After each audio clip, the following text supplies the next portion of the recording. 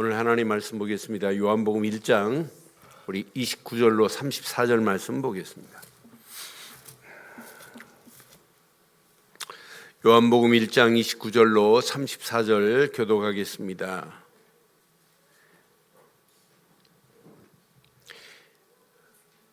이튿날 요한이 예수께서 자기에게 나오심을 보고 이르되 보라, 세상 죄를 지고 가는 하나님의 어린 양이로다. 내가 전에 말하기를 내 뒤에 오는 사람이 있는데 나보다 앞선 것은 그가 나보다 먼저 계심이라 한 것이 이 사람을 가리킴이라. 나도 그를 알지 못하였으나 내게 와서 물로 세례를 베푸는 것은 그를 이스라엘에 나타내려 함이라 하니라. 요한이 또 증언하여 이르되 내가 봄에 성령이 비둘기같이 하늘로부터 내려와서 그의 위에 머물렀더라. 나도 그를 알지 못하였으나 나를 보내어 물로 세례를 베풀라 하신 그이가 나에게 말씀하시되 성령이 내려서 누구 위에든지 머무는 것을 보거든 그가 곧 성령으로 세례를 베푸는 이인 줄 알라 하셨기에 내가 보고 그가 하나님의 아들이심을 증언하였노라 하니라. 아멘. 네.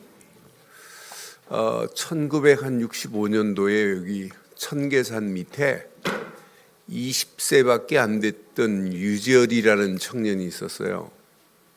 그 청년이 장막 성전이라는 성전을 만들어 놓고 내가 어린 양, 재림주 어린 양이다 이랬어요. 이렇게 외쳤는데요. 여자가 70%, 남자 30%였고 7,000명이 모였어요. 아이 20살밖에 안 된 유지열이가 내가 어린 양이다 했더니 막 모였어요. 거기에 지금 살아서 지금 80이 넘은 누가 왔냐면 이만희가 거기에 왔어요. 친천지 이만희가. 이만희가 와가지고 이만희도 지가 메시아래요. 지가 어린 양이래요. 여러분 지금 지가 어린 양이라고 하는데 사람들이 뭐예요? 아니 그 사람만 그래? 박태선이도 지가 어린 양이래요. 어린 양 재림주래요. 아니 박태선이만 그래요? 어린 양이 얼마 전에 죽은 어린 양이 있어요. 안산홍. 하나님의 교회 안산홍이가 지가 어린 양이래요. 아버지 하나님 어린 양. 근데 죽었는데 부인이 또 어머니 하나님. 이런데 사람들이 현혹되어 가지고 따라가는 어리석은 자들 얼마나 많아요. 대한민국에 지가 하나님이라고 하는 사람이 31명이 존재합니다. 그런 가운데 오늘 요한복음의 세례 요한이 외치는 이 메시지는 기가 막힌 메시지입니다. 보라 그랬어요. 보라 할 때 여러분 잘 보셔야 돼요.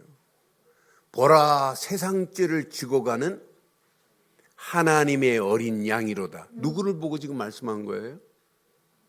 예수님을 보고 말씀한 거예요. 근데 세례 요한은 예수라고 하네요. 지난주 메시지 봤죠? 은혜와 진리 되시는 예수 그리스도 이랬어요. 이분만이 세상 죄를 지고 가는 하나님의 어린 양이다. 이렇게 지금 외치는 거예요. 인간은 누구도 어린 양이 될 수 없습니다. 하나님의 어린 양은 오직 독생자 예수 그리스도 뿐인 줄 확신합니다. 그래 오늘 제목을 이렇게 담았어요. 평생 내 것으로 붙잡으세요. 시작. 하나님의 어린 양 예수 그리스도. 지금 광야에서 세례 요한이 이렇게 외쳐요. 하나님의 어린 양 예수 그리스도라고 지금 외치고 있는 거예요. 나는 세례 요한이 광야에서 외치는 이 모습을 보면서 야 진짜 멋있다. 사실이요 세례 요한의 증언들이 지금 1장, 2장에 계속 나오는 거예요. 세례요한이 이렇게 멋지게 외치다가 결국은 세례요한이 헤롯 임금이 세례요한의 목을 쳐서 죽이고 쟁반에다가 헤롯에게 바쳤잖아요. 헤롯이 자기 동생 부인 헤로디아가 마음에 드니까 동생 부인 제수씨를 취했습니다. 딸까지 있는데, 살로메라고 하는 딸이 있는데 딸까지 헤롯을 이제 우붓아버지로 이제 모시는 거예요. 세례요한이 지적했거든요, 헤로디아에게. 그런데 헤로디아 마음속에는 저 세례요한 저거 나의 이렇게 지금 헤롯에게 내가 다시 재혼한 것을 지적질한 지금 세례요한을 가슴에 지금 품고 있어요, 한으로. 근데 살로메가 얼마나 춤을 잘 췄든지 헤롯 앞에서 춤을 추고 나니까 뿅 가가지고 뭘 원하느뇨 그러니까 어머니의 한 세례요한의 목을 주옵소서 그러니까 세례요한의 목을 쳐서 쟁반에다가 갖다 주잖아요. 이렇게 생을 마감했지만 세례요한의 사역은 이거 어마어마한 거예요. 성경에 딱 하나 두 군데 나옵니다. 하나님의 어린 양이라는 단어가 요한복음 1장에만 나와요. 세상 죄를 지고 가는 하나님의 어린 양, 그분이 예수 그리스도인 줄 확신합니다. 이렇게 답을 낸 사람이 없어요. 그러니까 예수님께서 여자가 낳은 자 중에 가장 큰 자가 바로 세례요한이라고 이렇게 지금 외쳤단 말이에요. 마태복음 11장에는. 오늘 세례요한의 외침을 여러분 잘 기억해 보세요. 자, 세례요한이 지난주도 봤어요. 세례요한이 내 뒤에 오실 분은 은혜 위에 은혜시다. 내 뒤에 오실 그분은 은혜와 진리 되시는 예수 그리스도시다. 그분은 하나님 품에 계신 독생자 하나님의 아들이시다. 뭘 얘기해요? 그리스도의 우월성을 지금 강조했어요. 이런 사람이 세례요한입니다. 예수님의 제자들도 그렇게 표현 못했어요. 지금까지 구약의 모든 선지자도 이렇게 구체적으로 세례요한처럼 복음으로 답을 내고 복음 되신 그분을 이렇게 멋있게 설명한 사람이 없어요. 저는 세례요한의 모습을 보면서 야 멋있다. 또 나는 그분이 오시는 길을 예비하고 준비할 뿐이지 나는 그리스도가 아니래요. 그러니까 많은 사람들이 네가 그리스도니 엘리야니 선지자니 하는데 아니다. 나는 그리스도가 아니다. 나는 그분의 오실 길을 예비할 뿐이다. 그래서 지난주 이사야서 40장 광야에서 외치는 그분의 예언의 메시지대로 지금 오신 분이에요.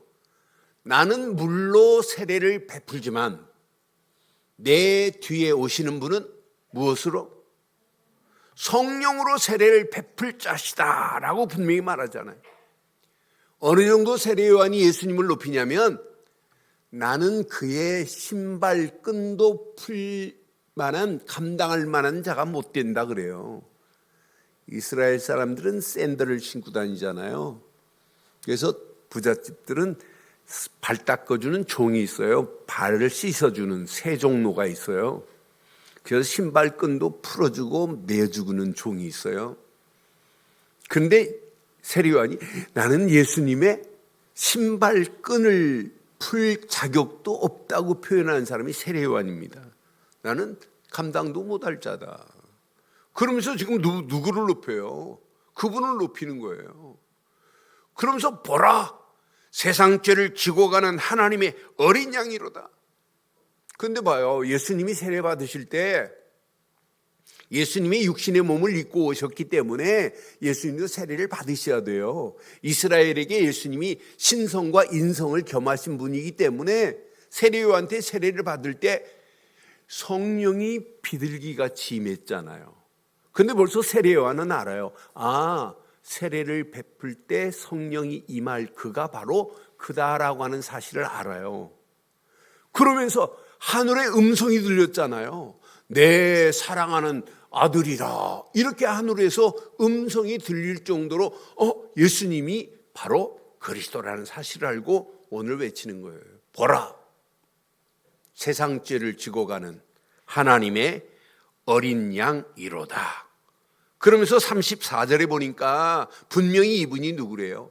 내가 보고 그가, 시작, 하나님의 아들이심을 뭐하기 시작해요? 증언하기 시작하는 거예요. 여러분, 많은 사람들이 이 말씀을 읽고도 하나님의 아들 예수 그리스도를 증언하는 삶을 살지 않고 있어요. 머리로는 알고 있어요. 개념으로는 알고 있는데 사실로 안 믿는다니까요. 오늘 세례요한 봐요. 복음으로 답낸 세례요한은 그리스도로 답을 낸 이분은 그리스도를 증언하는 일에 쓰임받았어요. 그런데 유대인들은 하나님의 어린 양 하면 우리가 알고 있는 어린 양하고 유대인들이 알고 있는 어린 양은 개념이 달라요. 우리가 어린 양 하면 별거 안 느끼지만은 유대인들에게는 어린 양 하면 뭐부터 기억날까요? 어려서부터 철저하게 구약에 가르친 메시지가 하나님 앞에 예배할 때는 양을 잡아 피로 드려야 된다는 사실을 유대인들은 뱃속에서부터 들었고 봤고 태어나면서부터 계속 하나님 앞에 예배할 때 어린 양 드리는 걸 봤어요. 6월절에 양을 잡아 행사를 치르는데 키가 뭐냐? 6월절 어린 양을 드리는 키입니다. 그러니까 유대인들이 생각하는 이 6월절의 어린 양의 피는 우리가 하는 개념하고 달라요. 그래서 출애굽기 12장 11절로 13절 보면 너희는 그것을 이렇게 먹을지니라. 이제 양을 잡아가지고 6월절을 피를 문설주와 문지방에 뿌려요. 그리고 고기는 먹어요. 그리고 허리에 띠를 띠고 발에 신을 신고 손에 지팡이를 잡고 급히 먹고 이제 출애굽해야 돼요. 이것이 여호와의 유월절이라 하면서 12절 13절 봐요. 내가 그 밤에 애굽 땅에 두루 다니며 사람이나 짐승을 막론하고 애굽 땅에 있는 모든 처음 난 것을 뭐 하겠대요? 짐승의 첫 새끼도 죽고 사람의 첫 아들도 피 바르지 않으면 죽일 거라는 거예요. 처음 난 것을 다 치고 애굽의 모든 신을 하나님께서 내가 심판하리라. 나는 누구다? 누구다? 구약의 여호와라는 단어는 어마어마해요. 영어로 얘기하면 구약에 이걸 보고 스스로 존재하는 자지만 이걸 I am의 계시라. 나는 나다라는 계시예요. 이 여호와라는 단어 안에 뭐가 있냐면 나는 너희의 창조주야. 그리고 너를 애굽에서 가나안으로 인도할 자야. 창조와 인도가 속해 있어요. 여호와라는 단어 안에.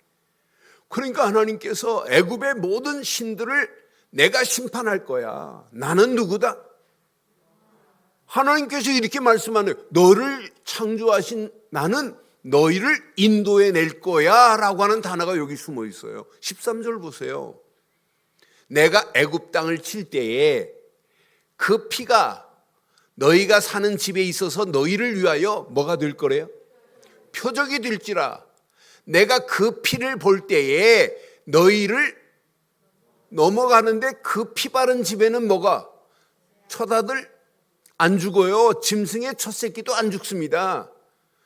분명히 넘어가리니 재앙이 너희에게 내려 멸하지.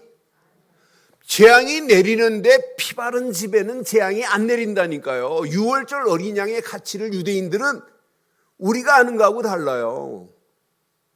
우리는 어렸을 때 유월절 어린 양의 피는 모르고 동짓날 팥죽 끓여서 재앙 막는다고 뿌리는 거 봤죠? 저희 큰 집에 가면 예수 안 믿어요. 옛날 집들은 전부 한옥으로 돼 있잖아요. 이렇게. 그리고 문장도 이렇게 창살로 돼 있어요. 그래서 문 열고 이 안방으로, 우리 큰 집 안방으로 들어가려면 큰 집에 1년 365일 팥죽이 붙어 있어요. 동짓날 뿌렸던 팥죽. 팥죽을 뿌린다고 여러분 재앙이 무너져요? 더 센 귀신 옵니다. 이 재앙을 막을 수 있는 것은 유월절 뭐밖에 없다고요? 어린 양의 피밖에 없어요. 이 재앙을 막으려면 유월절 어린 양의 피 대신 예수 그리스도의 보혈의 피뿐인 줄 확신합니다. 이건 놓치면 여러분 평생 고생입니다. 근데 오늘 이거 하나만 붙잡은 여러분들은 평생 승리합니다. 이분만이 희생 제물이 돼요. 그래서 유대인들은 출애굽기에 보면 출애굽기 29장 38절 39절에 보면 아침 저녁으로 유월절 어린 양을 잡아야 돼요. 내가 제단 위에 드릴 것은 이러하니라. 매일 뭐래요? 1년 된 어린 양 몇 마리? 하루에 여러분 2마리씩 필요합니다. 매일. 그런데 한 마리는 어떻게 하나 봐요? 39절에 보니까 한 어린 양은, 여러분들이 구약에 살려면 오늘 아침에 교회 오기 전에 한 마리 드리고 왔어야 돼요. 드리고 와야 돼요. 저 남양주에서부터 여기까지 오려면 한 마리 끌고 오려고 그래봐요. 얼마나 힘들어요. 아침에 드리고 한 어린 양은 아침 저녁으로 어린 양을 드리래요. 그런데 어린 양 되신 예수로 말미암아 이런 양을 안 가지고 오는 게 얼마나 감사해요.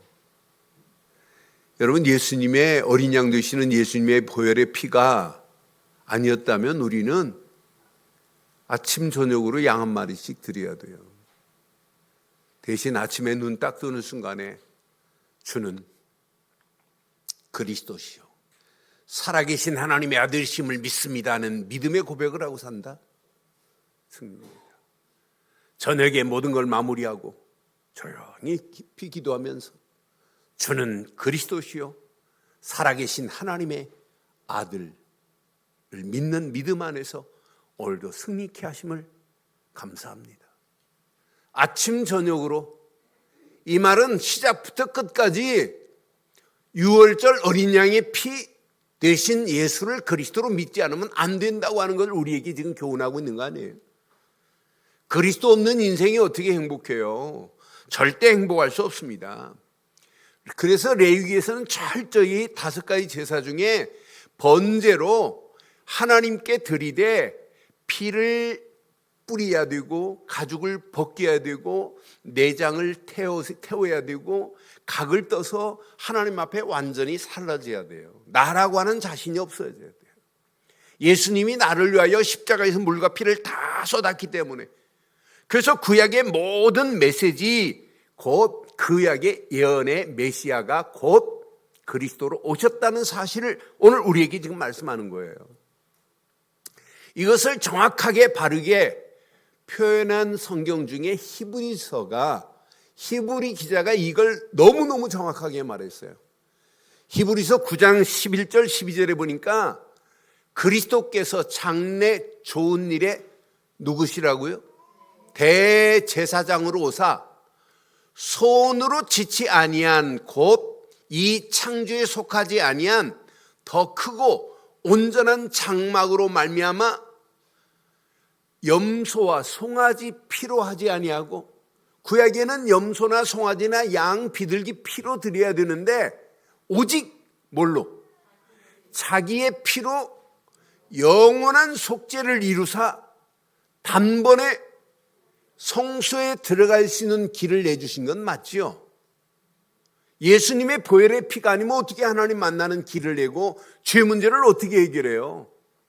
단번에 우리의 모든 죄를 다 속죄해 버렸대요. 예수의 보혈의 피로 말미암아. 예수의 보혈의 피가 아니면 우리의 죄가 해결받을 수 없어요. 단번에 죄를 해결받고 성소에 들어갈 수 있는 축복을 받았으니 이것만큼 복이 어디 있어요? 히브리서 10장 19절로 20절 보면 형제들아, 우리가 예수의 피를 힘입어 성소에 들어갈 담력을 얻었나니 그 길은 우리를 위하여 휘장 가운데로 열어놓으신 무슨 길? 새로운 죽을 길이 아니라니까요. 살 길이라니까요. 휘장은 곧 그의 육체니라라고 분명히 말하잖아요. 십자가에서 그분의 몸을 우리를 위하여 갈기갈기 찢기시고 피 흘리시고 그분의 피로 말미암아 우리가 하나님 만나는 새로운 살 길이 열려진 줄 확신합니다. 그런데 더 멋있는 게 있어요. 죄 문제만 해결하는 것이 아니고 길만 열어놓는 것이 아니고 히브리서 2장 14절 15절에 보니까 자녀들은 혈과 육에 속하였음에 그도 또한 같은 모양으로 혈과 육을 함께 지니심은 죽음을 통하여 예수님의 십자가의 사건을 통하여 죽음의 세력, 우리를 죽음의 자리로 끌고 가는 마귀의 세력을 어떻게 했대요? 멸해버렸대. 크러쉬해버렸다는 거예요. 죽음의 세력을 잡은 자 곧 마귀를 멸하시며 그랬어요. 15절 봐요. 또 죽기를 무서워함으로 한평생 매어 종로로 타는 모든 자들을 놓아주려 하심이라. 마귀의 세력을 꺾을 수 있는 유일한 길은 하나밖에 없습니다. 오늘 이 시대를 잘 봐요. 여러분 영적인 눈으로 잘 보세요. 지금 헬로윈데이로 죽은 아이들 158명 안타깝지 않아요? 근데 내년엔 더 크게 될 수 있어요. 쟤네들이 안 할 것 같아요. 그게 여러분 귀신 축제입니다. 여기서 여러분 저는 그래서 그 사건을 보고 저는 25년 전부터 미국서 내가 헬로윈데이를 하는 걸 봤어요. 앞으로 심각합니다. 전 세계가 지금 아프리카까지 확산되고 필리핀까지 전 세계가 지금 헬로윈데이 귀신 축제가 판을 치고 있습니다. 여러분 아이들의 학교 만약 그 사건 안 났으면 31일 날 학교 갈 때 아이들 전부 다 귀신 옷 입고 갈 뻔했어요. 구분도 못합니다. 그건 전적으로 내 탓입니다.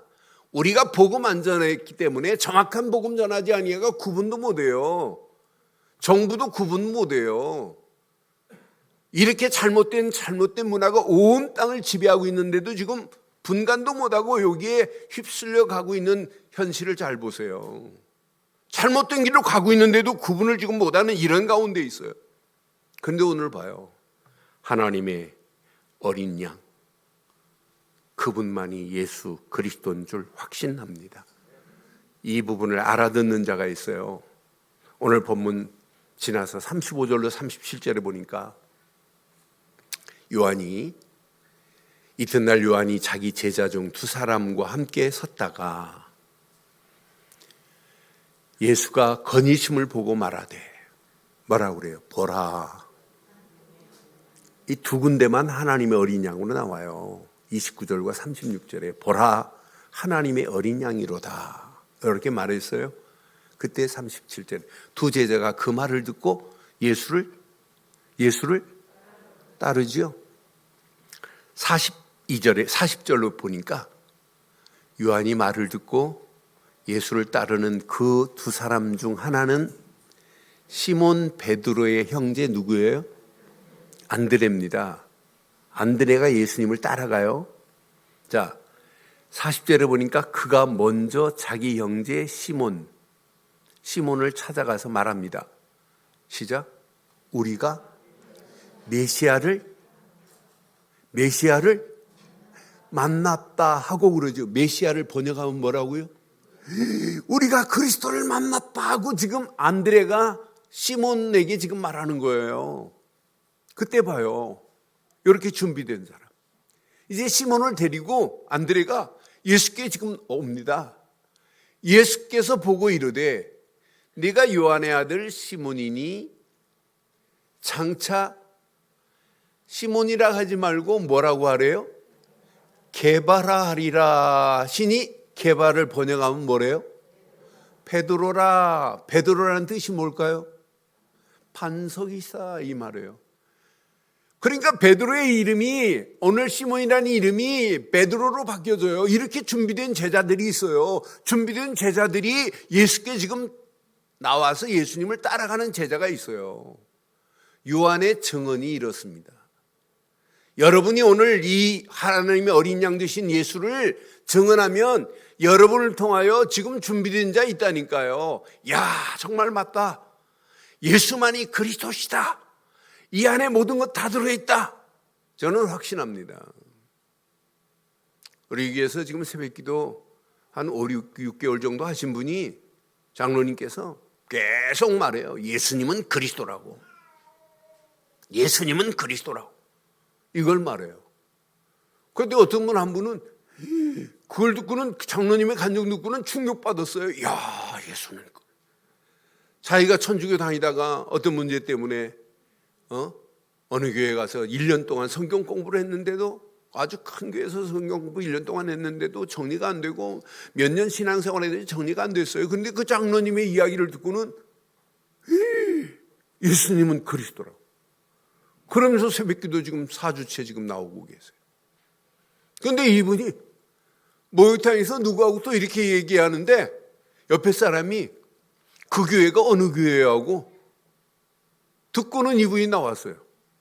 그래서 2주째 신앙 지금 새벽기도 나오고 아내가 이분을 3시간, 3시간, 5시간 이렇게 해가지고 열 몇 시간 팀사역 해가지고 지금 영국으로 가서 영국에서 지금 줌으로 성경 공부하기로 했어요. 그분은 20년 동안 자기가 신앙생활한 게 예수님은 그리스도로 다 정리가 되어버렸대요. 여러분, 지금 저하고 같이 신앙생활 하시는 22년째 제 메시지를 듣고 있어요. 아직 정리 안 됐어요? 정리됐으면 우리는 증언하셔야 돼요. 증언하셔야 돼요. 예수가 그리스도라는 사실을 증언하니까 시몬이 돌아오지, 안드레가 돌아오는 역사가 일어나는 거 보세요. 오늘 나누기, 이야, 이 언약 안에 다 있구나. 이것만 제대로 붙잡으면 어마어마한 축복, 어마어마한 문들이 열려지는구나. 그래서 이번 주 결단하세요. 세례 요한처럼 시대를 향하여 외치는 증인들 되시기를 주의 이름으로 축원합니다.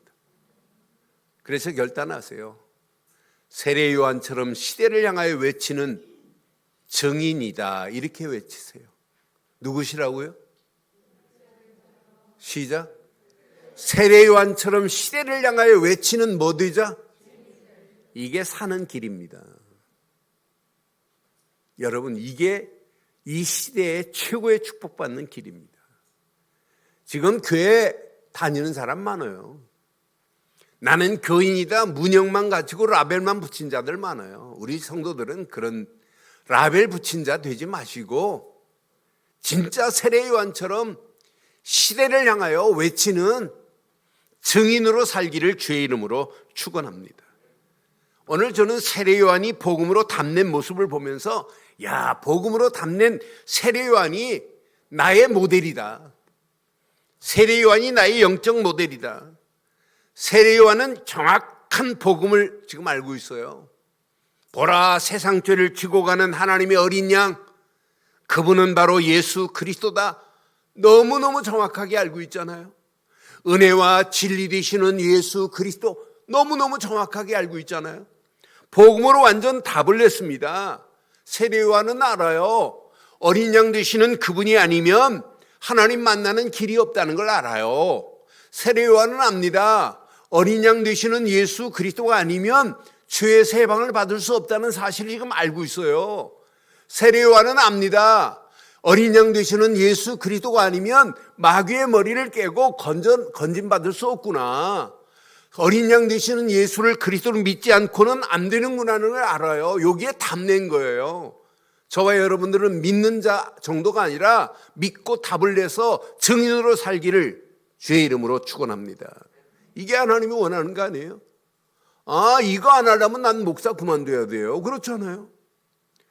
여러분, 이 비밀을 증거하지 않으면 여러분 장로 그만둬야 돼요. 뭐 때문에 장로를 세우고, 뭐 때문에 권사를 세우고, 뭐 때문에 안수집사를 세워요? 뭐 때문에 집사 세웠어요? 뭐 때문에 랩넌트예요? 이 비밀을 말 안 하는 렘넌트인데.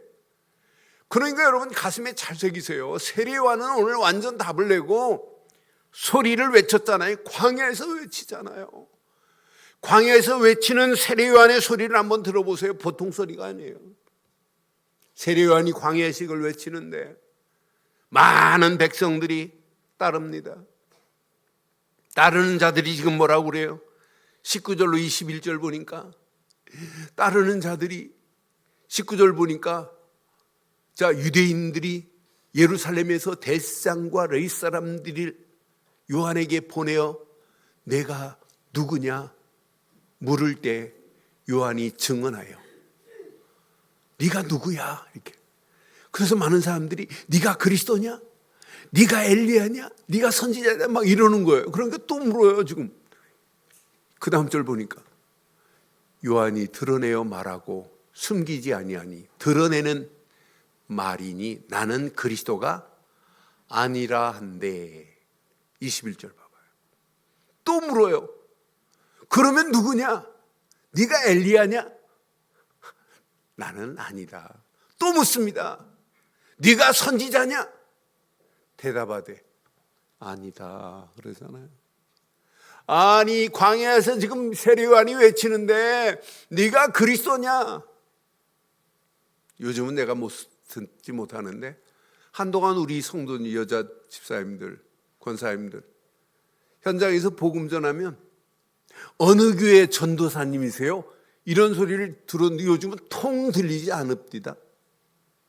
여러분 세례 요한이 광야에서 외치는데 네가 그리스도냐? 엘리야냐? 선지자냐? 할 정도로 외쳤어요. 너 나는 아니다. 분명히 봐요. 25절에 보니까 나는 25절에 또 물어 이르되 내가 만일 그리스도도 아니요 엘리야도 아니요 그 선지자도 아닐진데 어찌하여 세례를 베푸냐 그러잖아요. 그러면서 나는 그의 길을 예비하러 온 자다라고 말해요. 그러면서 요단강에서 계속 세례를 베푸는 거예요. 여러분 요한은 물로 세례를 베풀었지만 우리는 성령 세례의 심부름꾼이라니까요. 우리가 복음 전하면 누가 역사해요? 성령이 역사합니다. 이 세례는 원죄를 제거하는 겁니다. 세례는 우리의 저주를 끝내는 겁니다. 세례는 우리의 모든 재앙을 완전히 없애버리는 거예요. 그런데 봐요.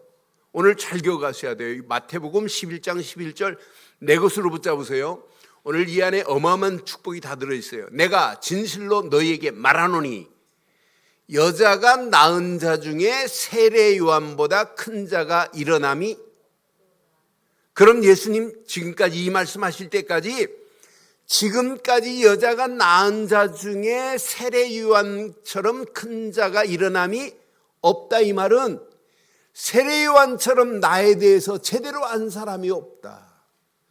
세례 요한처럼 나에 대해서 이렇게 외친 자가 없다 이 말이에요. 이해됐죠? 이해됐죠? 세례 요한 같은 자가 없어요. 그래서 우리가 모델로 삼아야 돼요. 그러나 시작. 천국에서는 극히 작은 자라도 세례 요한보다 뭐래요? 세례 요한보다 뭐래요? 저는 이 말씀, 야, 이건 내게 어마어마한 응답이 숨어 있구나. 오늘 이 말씀 여러분 꼭 이해하고 돌아가셔야 돼요. 이해 못하면 제 방으로 올라오세요. 오늘 천국에서 극히 작은 자라도 그보다 세례 요한보다 크대요. 저는 이 말씀 묵상하는 중에 세례 요한보다 크게 쓰임받을 수 있는 제자가 될 수 있구나. 저와 여러분들이 한 주간 기도하시면서 세례 요한보다 더 크게 쓰임받는 제자들 되기를 주의 이름으로 축원합니다. 세례 요한보다 크게 쓰임받는 제자들 되시기를 주의 이름으로 축원합니다. 목사님 말이 됩니까? 예수님이 말씀했는데요. 저는 확신해요. 세례 요한은 제사장 지파에 불과해요. 근데 여러분은 누굴까요? 여러분은 제사장 지파예요? 예수를 그리스도로 믿는 저와 여러분들은 만인 제사장입니다. 누구라고요? 우리는 모든 민족들에게 예수 그리스도께서 우리의 모든 죄를 다 해결했다. 제사장의 직분을 감당하는 게 이게 사명입니다. 예수님만이 우리의 모든 죄를 해결하신 참 제사장이다 라고 하는 사실을 선포하면 여러분 제사장이에요. 여러분 제사장으로 기름 부음 받은 자 아니지만은 우리 믿는 믿음 안에서 만인에게 이 비밀을 말할 수 있는 만인 제사장의 축복을 받은 자인 줄 확신합니다. 확신합니다. 이해돼요? 오늘 이거 바르게 이해하고 가세요. 여러분 세례 요한은 이스라엘 족속에게만 선포했어요. 그런데 우리는 만민에게 복음을 전할 수 있는 축복을 허락하셨다. 여러분은 누가 뭐래도 세례 요한보다 더 크게 쓰임 받을 수 있는 제자의 축복이 이 안에 들어있어요. 여러분 세례 요한은 유대인에게만 세례를 베풀었어요. 그런데 우리는 237 나라에 성령 세례를 전파할 수 있는 심부름꾼이 됐다. 나는 그래서 우리가 이 어마어마한 축복을 받은 자구나. 여러분은 세례 요한보다 더한 축복을 받을 크게 쓰임 받을 수 있는 제자인 줄 확신합니다. 그래서 여러분 저는 글씨를 정성껏 써가지고 제 책상에 붙이려고 그래요.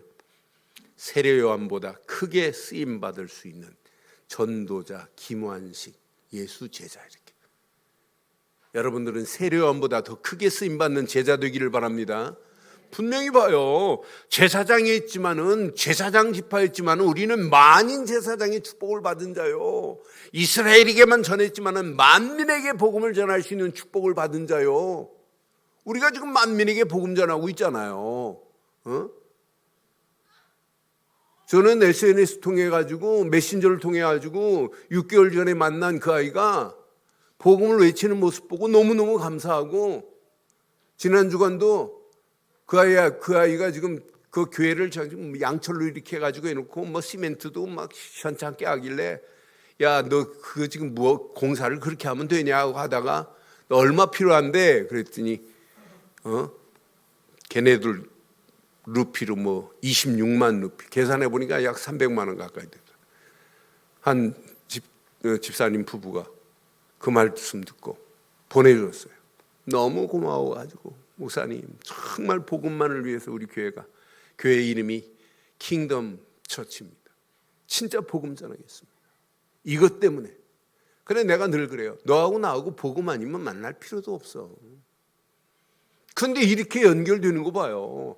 아니 제가 그냥 휴대폰으로 나 띵띵 올리길래 봤더니 뭐 다니엘이라는 목사예요. 그래서 메시지 영어로 통하다가 어떤 때는 수시로 전화 와요. 수시로 전화 오고 또 전화로 메시지 하고, 그러면서 계속 그 아이 속에 복음이 들어가니까 지금 외치는 거 봐요. 나는 그래서 세례 요한보다 우리는 크게 쓰임 받을 수 있는 제자 맞죠? 네? 세례 요한보다 크게 쓰임 받을 수 있는 제자입니다. 이스라엘에게만 세례를 베풀었지만은 237 죽어가는 영혼들에게 예수를 그리스도로 증거해서 성령 세례를 받게 할 수 있는, 전달할 수 있는 우리는 심부름꾼입니다. 이 어마어마한 축복이 우리 안에 있어요. 세례 요한은 예수님의 길을 예비한 자지만은 우리는 237 저 죽어가는 영혼들을 하나님께로 인도하는 증인이요 전도자 되기를 주의 이름으로 축원합니다. 그럼 오늘 이 말씀 잘 기억하시고, 지금까지 했던 메시지가 되어지려면 마지막 제자의 길로 가되, 제자의 길은 다른 게 필요하지 않아요. 오직 24 집중이 필수입니다.